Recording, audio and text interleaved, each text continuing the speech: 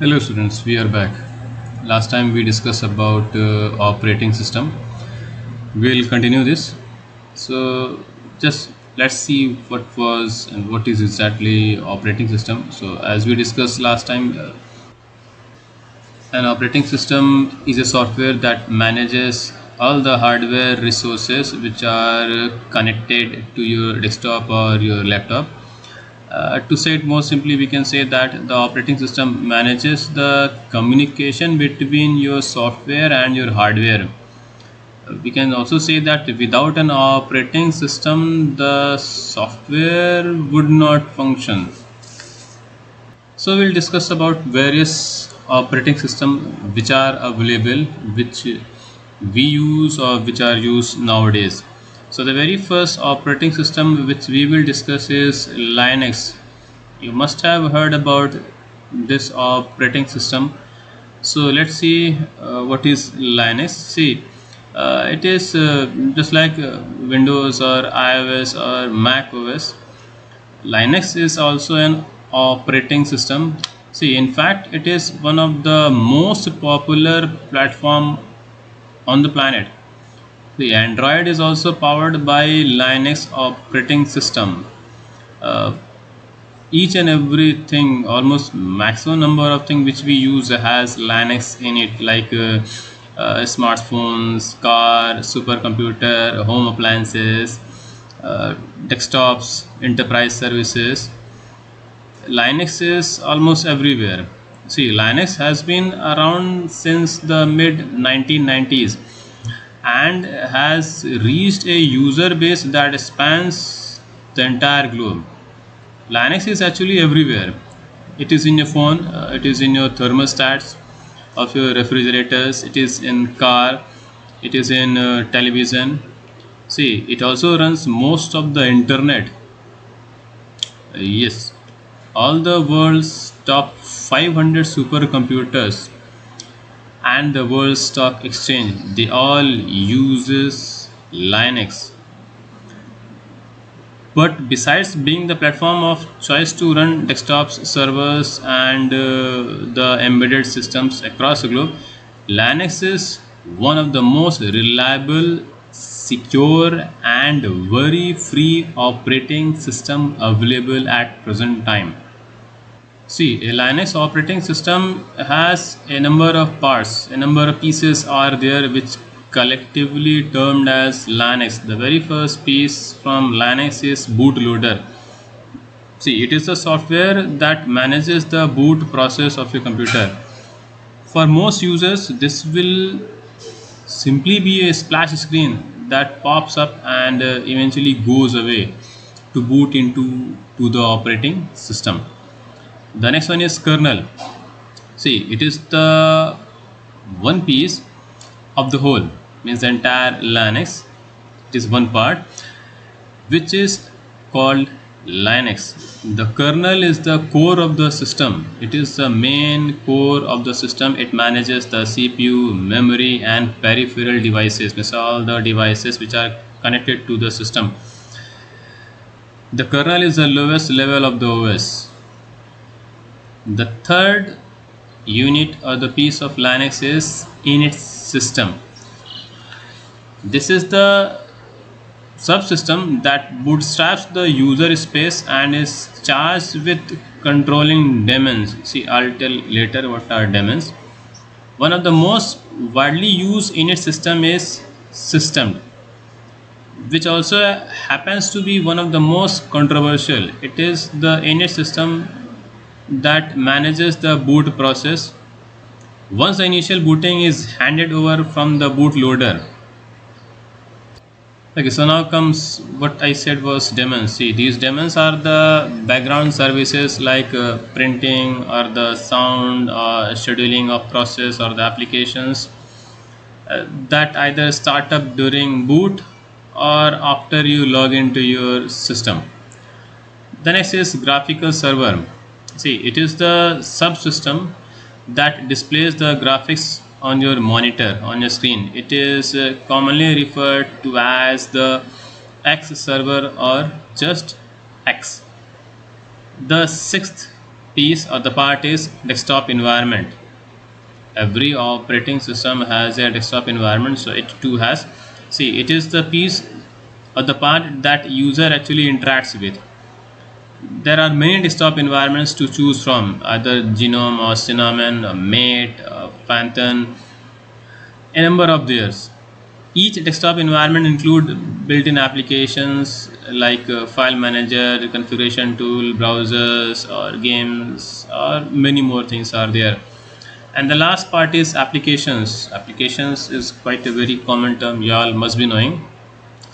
The desktop environment do not offers the full list of apps, just like Windows and Mac OS. Linux offers thousands and thousands of softwares that can easily be found, searched, and installed. Most modern Linux distributions include App Store like tools that centralize and simplify application installation. Like in Windows, we have apps, we can download the apps, we can install. In the same way, in Linux also we can download and we can install applications. A number of applications are available. See, we use a very common operating system that is termed as Windows. We all have used. So the question comes up: why Linux? Why Linux should be used? So this is the most simple question and the widely question asked by almost all the people, that why we should use Linux. So we can say that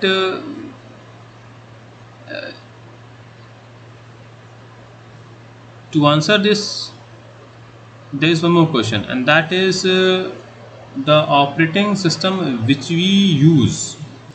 Does that operating system really work or just fine?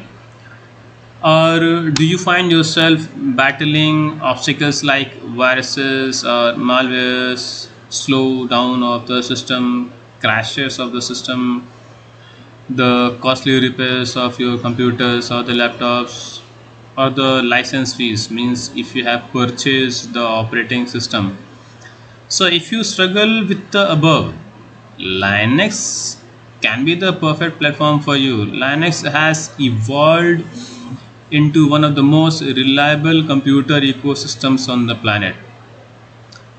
Combine that reliability with zero cost of entry, almost you have to pay nothing, and you have the perfect solution for a desktop platform.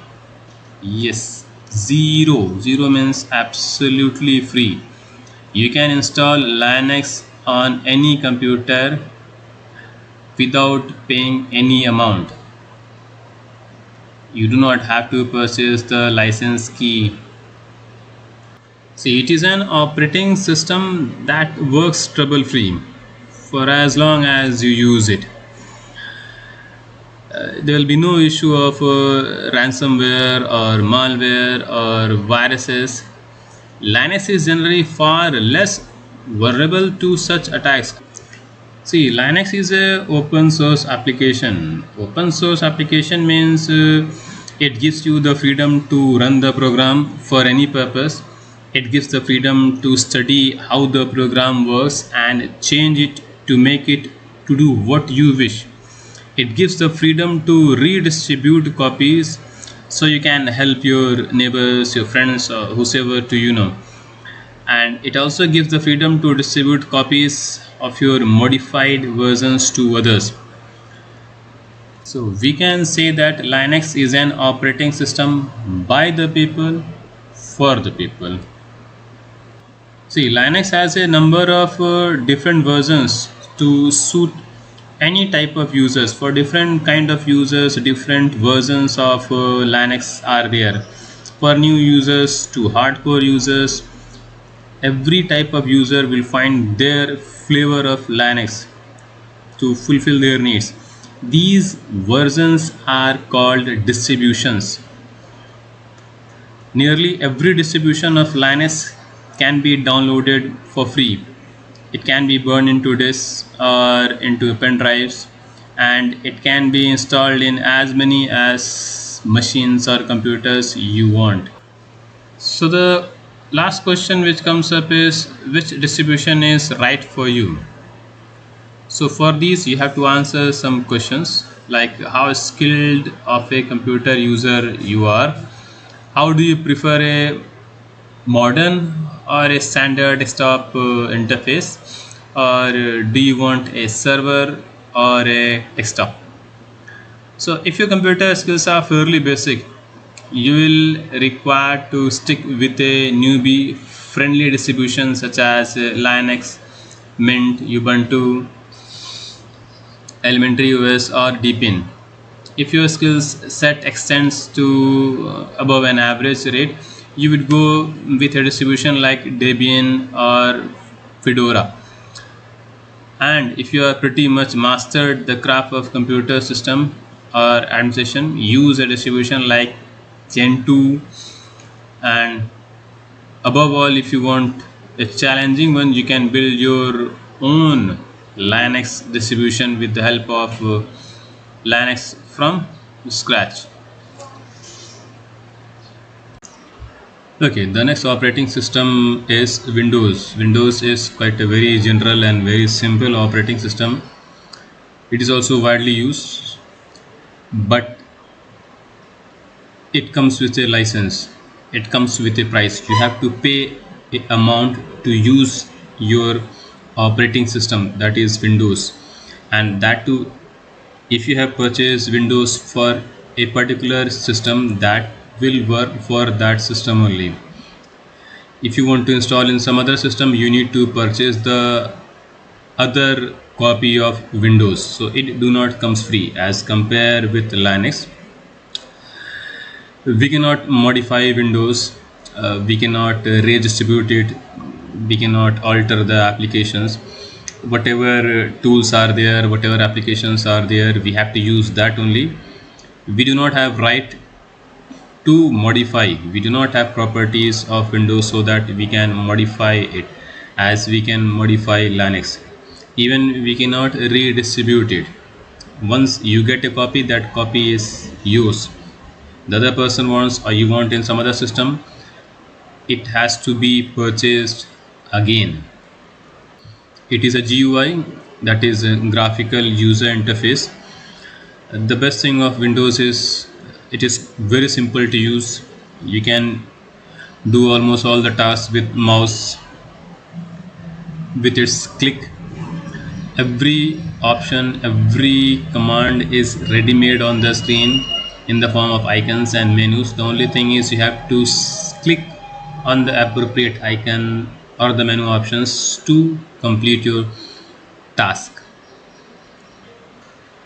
Windows operating system was developed by Microsoft. The very first version came in 1985, and from that time the operating system was modified, remodified, and several versions of Windows came, and the latest one which we use at current time is Windows 10, which is based on app system, application system. It has a app store from where you can download the apps which you require to work on your Windows operating system. The next operating system which comes up is BOS. The name is quite interesting, BOS. The full form of BOS is Bharat Operating System Solutions. It is a Linux distribution for Indians, means it is an Indian version of a Linux distribution. It is based on Debian. Debian again is a Linux distribution, and this BOS means Bharat Operating System Solution has almost all the properties of Linux, means whichever properties Linux has, BOS also has the same. The only thing is it is an Indian operating system which is developed by CDAC. It is not a very popular operating system, but can be used in desktop, laptops, or in servers. It depends.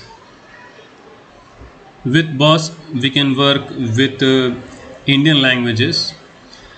It has a GUI, it has an interface through which user can interact with the computer very easily, just like we work on Windows. The same, not the exact same, but can be used easily as we work on Windows. The next is Solaris. Solaris is also a operating system. It is a Unix based operating system.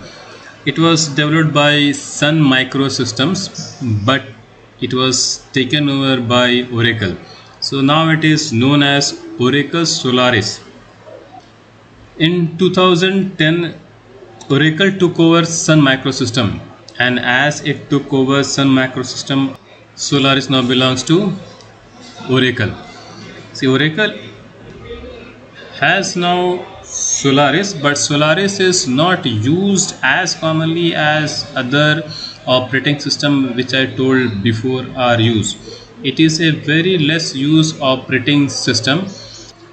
It has very unique security system, and even it can detect the problem which comes up in the system, and it can heal those problems automatically. It can handle large workload, but still the operating system will work very smoothly. It has a Solaris System Manager, which allows the user to run as many applications as they require for their work at a single time. The next type of operating system which comes is mobile operating system. See, at present time, everybody has smartphone. In every single hand, there will be a smartphone, and all these smartphones run on some or the other operating system. So a number of operating systems are there which are used in these smartphones. The most common operating system which is used is Android.